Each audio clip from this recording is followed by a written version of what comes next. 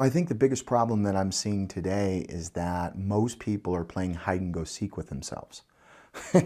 In other words, they are closing their eyes, counting to 10, and then going looking for themselves in the outside world somewhere. Like that's somehow going to be found. Like they're going to somehow all of a sudden find themselves out there. The only real way to fill that hole that many people in this world are finding is to really have that spiritual awakening, come to find what you're doing in here, this skin suit that we all own. We've got to find some way for us to be more okay with and find a centered way to be present in the moment.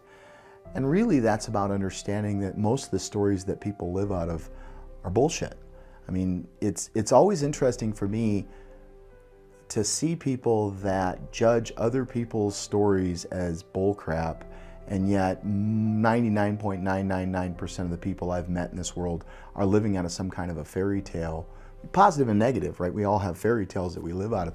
It's about really being conscious of the fairy tales that you're learning to take on, the metaphors that you're owning, and really choosing what you want to experience in your reality. This is not some new age foo-foo, like science is proving what many philosophers and motivational speakers and trainers and coaches have been saying for years and years and years and eons, that we create our reality, that there is no reality other than what we as a society make. And there's no objective reality. And so we've got to choose as individuals what reality we want to live in, and then allow ourselves to become that thing. You know, every successful person that I've interviewed, every person that I've talked to that's got any level of success, decided that that's what they were going to become, and then built their lives around that identity.